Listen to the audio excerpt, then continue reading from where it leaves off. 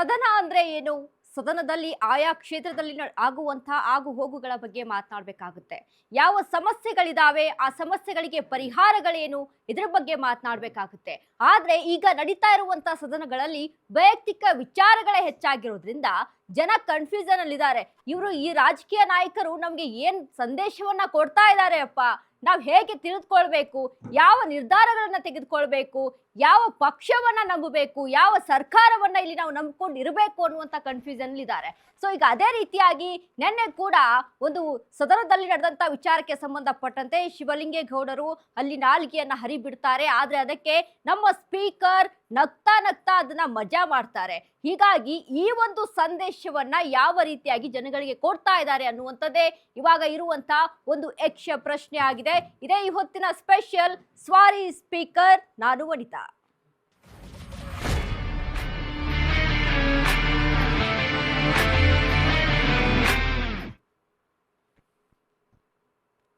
S, ಹಾಗಾದ್ರೆ ಇದೀಗ ಜನಗಳಿಗೆ ಇರುವಂತ ಕನ್ಫ್ಯೂಷನ್ಗಳು ಯಾವ ರೀತಿಯಾಗಿದ್ದಾವೆ, ಏನು ಈ ಸ್ಪೀಕರ್ ಅಲ್ಲಿ ನಡೆದುಕೊಂಡಂತಹ ರೀತಿ ಎಷ್ಟರ ಮಟ್ಟಿಗೆ ಸರಿಯಾಗಿದೆ, ಇದ್ರ ಬಗ್ಗೆ ಈಗ ಒಂದು ಬ್ರೇಕಿಂಗ್ ಬರ್ತಾ ಇದೆ, ನೋಡೋಣ.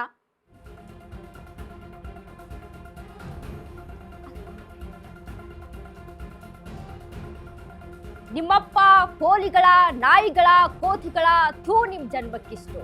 ತುಂಬಿದ ಸದನದಲ್ಲಿ ಶಿವಲಿಂಗೇಗೌಡ ಬಾಯಲ್ಲಿ ಬಂದಿದ್ದೆಲ್ಲ ಬೈಗುಳಗಳೇ. ಶಾಸಕರು ಪರಸ್ಪರ ನಿಂದಿಸಿಕೊಳ್ತಿದ್ರು, ಡ್ರಾಮಾ ನೋಡ್ತಿದ್ದ ಸ್ಪೀಕರ್. ಕಾಂಗ್ರೆಸ್ ಶಿವಲಿಂಗೇಗೌಡ ವಾಗ್ದಾಳಿ ವೇಳೆ ಸ್ಪೀಕರ್ ಖಾದರ್ ನಗ್ತಾ ಇದ್ರು. ಸಮಾಜಕ್ಕೆ ಯಾವ ಸಂದೇಶ ಕೊಡಲು ಹೊರಟಿದ್ದಾರೆ ಸ್ಪೀಕರ್ ಖಾದರ್? ಸದನದ ಪಾವಿತ್ರ್ಯತೆ ಕಾಪಾಡಬೇಕಾದ ಸ್ಪೀಕರ್ ಖಾದರ್ ಇದು ಸರಿನಾ? ಸಾರಿ ಸ್ಪೀಕರ್, ಅಶ್ವವೇಗ ನ್ಯೂಸ್ ನಲ್ಲಿ ಬಿಗ್ ಪೊಲಿಟಿಕಲ್ ಡಿಬೇಟ್. ಸಾರಿ ಸ್ಪೀಕರ್, ನಿಮ್ಮಪ್ಪ ಕೋಲಿಗಳ, ನಾಯಿಗಳ, ಕೋತಿಗಳ ಬೈಗುಳಗಳ ಸುರಿಮಳೆ. ತುಂಬಿದ ಸದನದಲ್ಲಿ ಶಿವಲಿಂಗೇಗೌಡ ಬಾಯಲ್ಲಿ ಬಂದಿದ್ದೆಲ್ಲ ಬೈಗುಗ. ಶಾಸಕರು ಪರಸ್ಪರ ನಿಂದಿಸಿಕೊಳ್ತಿದ್ರು, ಡ್ರಾಮಾ ನೋಡ್ತಿದ್ದ ಸ್ಪೀಕರ್. ಕಾಂಗ್ರೆಸ್ ಶಿವಲಿಂಗೇಗೌಡ ವಾಗ್ದಾಳಿ ವೇಳೆ ಸ್ಪೀಕರ್ ಖಾದರ್ ನಗುವೋ ನಗು. ಸಮಾಜಕ್ಕೆ ಯಾವ ಸಂದೇಶವನ್ನ ಕೊಡಲು ಹೊರಟಿದ್ದಾರೆ ಸ್ಪೀಕರ್ ಖಾದರ್? ಸದನದ ಪಾವಿತ್ರ್ಯತೆ ಕಾಪಾಡಬೇಕಾದ ಸ್ಪೀಕರ್ ಖಾದರ್ ಇದು ನಿಮಗೆ ಸರಿನಾ? ಸಾರಿ ಸ್ಪೀಕರ್, ಅಶ್ವವೇಗ ನ್ಯೂಸ್ ನಲ್ಲಿ ಬಿಗ್ ಪೊಲಿಟಿಕಲ್ ಡಿಬೇಟ್.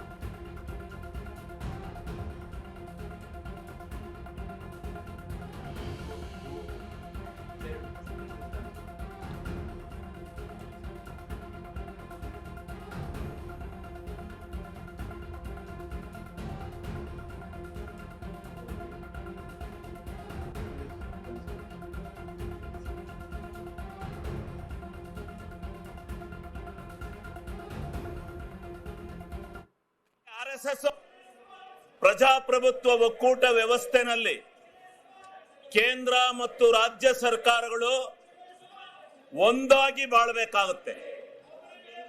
ವಿರೋಧ ಇರಬಹುದು, ಪರ ಇರಬಹುದು, ವಿರೋಧ ಇರಬಹುದು, ಪರ. ಕೊಬ್ಬರಿ ಬೆಂಬಲ ಬೆಲೆಗೆ ಧರಣಿ ಮಾಡಿದೆ ನಾನು. ಬೆಂಬಲ ಬೆಲೆ ಕೊಡ್ಸಕ್ಕೆ ನಿನಗೆ ಎಲ್ಲಿ? ಅಲ್ಲೆಲ್ಲಾರ ಹೋಗು, ಆ ಗುಲ್ಬರ್ಗ ಜಿಲ್ಲೆಯಲ್ಲಿ ಎಂತದ್ದು ನೋಡ್ಕ. ನೀನ್ ಯಾಕೆ ಹಂಗ ಒಳ್ಳೆ ಕೋಚ್ ಬಡ್ಕತ್ತೀಯ? ಸುಮ್ನಿರು, ಕೋತಿ ಆಟ ಆಡಕ್ ಹೋಗ್ಬೇಡ. ಆಮೇಲೆ ನೀನೇ ನಿಮ್ಮ ಅಪ್ಪ ಕೈ ಕೊಟ್ಟದ್ದೆ, ಇನ್ಯಾರಿಗೂ ಕೊಟ್ಟಿರಲಿಲ್ಲ. ನೀನೇ ಅವನು ನನ್ನ ವಿಚಾರ ಕೇಳಕ್ಕೆ ನಿನಗೆ ಮಾನ ಮರ್ಯಾದೆ ಐತಾ? ನಿನಗೆ ಮಾನ ಮರ್ಯಾದೆ ಐತ? ನಿಂಗೆ ಮಾನ ಮರ್ಯಾದೆ ಇದ್ರೆ ನೀವು ಇವೆಲ್ಲ ಕೂಗಕ್ಕಲ್ಲ. ನಿನ್ಗೇನ್ ಕೂಗ್ತಾ ಇದೆಯಾ ಅದು ಕೂಗು. ಮಾನ ಮರ್ಯಾದೆ ಇದೆಯಾ ನಿಂಗೆ? ಆಗಲೇ ಹೇಳಿದೀನಿ ನಾನು. ನಿನ್ ಯೋಗ್ಯತೆ ಕೊಟ್ಟು ಬೆಂಕಿ ಹಾಕ. ನೀವೆಲ್ಲ ಪ್ರತಿಭಟನೆ ಮಾಡಕ್ ಬಂದಿದ್ದೀರ ಅಂತಿಲ್ಲಿ. ಹೌದು, ನಿಮ್ಮ ಅಪ್ಪಗ ಹಾಕಿದ್ದೆ ಚೂರಿಯ. ಈಗ ಸನ್ಮಾನ್ಯ ಅಧ್ಯಕ್ಷರೇ, ಅವು ಲೇ RSS, ಲೇ RSS ನಿಮ್ ಯೋಗ್ಯತೆ ಕೊಟ್ಟು ಬೆಂಕಿ ಹಾಕ. ನಿಮಗೆ ಮಾನ ಮರ್ಯಾದೆಲ್ಲ ಅಯೋಗ್ಯ. ಇದೇನು ಡ್ಯಾನ್ಸ್ ಕುಡಿಯಕ್ ಬಂದಿದ್ರ ಇಲ್ಲಿ? ಅಸೆಂಬ್ಲಿ ಮಾಡ್ಕೊಂಡಿದ್ರ, ಡ್ಯಾನ್ಸ್ ಮಾಡ್ಕೊಂಡಿದ್ದೀರ ನೀವು? ನಿಮ್ಗೆ ಮಾನ ಮರ್ಯಾದೆ? ವಿರೋಧ ಪಕ್ಷದ ನಾಯಕರೇ, ಇದೇನು ಮಿಮಿಕ್ರಿ ಮಾಡಿಸ್ತಾ ಇದ್ದೀರೇನ್ರಿ? ವಿರೋಧ ಪಕ್ಷದ ನಾಯಕರೇ, ಇದೇನು ಮಿಮಿಕ್ರಿ ಮಾಡಿಸ್ತಾ ಇದ್ದೀರಾ? ಮಾನ ಮರ್ಯಾದಿಲ್ಲ. ಮರ್ಯಾದೆ ಮಾನ ಇದ್ದಾರೆ ಯಾರು ಈ ರೀತಿ ನಡ್ಕೊಳಕಲ್ಲ. ಇದೇನು ವಿರೋಧ ಪಕ್ಷನ ಇದು? ನಾವು ಧರಣಿ ಮಾಡಿದೀವಿ, ಇಂಥ ಎಲ್ಲ ಕೋತಿಗಳನ್ನೆಲ್ಲ ಬಿಟ್ಕೊಂಡು ಮಾಡಿಲ್ಲ. ಕೋತಿ ಚಿಮ್ಗಳಿವು. RSS ಅಲ್ಲಿ ಹಿಂಗೆ ಕೂಗಿ RSS ಹಾಳು ಮಾಡಿದಿರಿ ನೀವು. ಪ್ರಜಾಪ್ರಭುತ್ವ ಒಕ್ಕೂಟ ವ್ಯವಸ್ಥೆನಲ್ಲಿ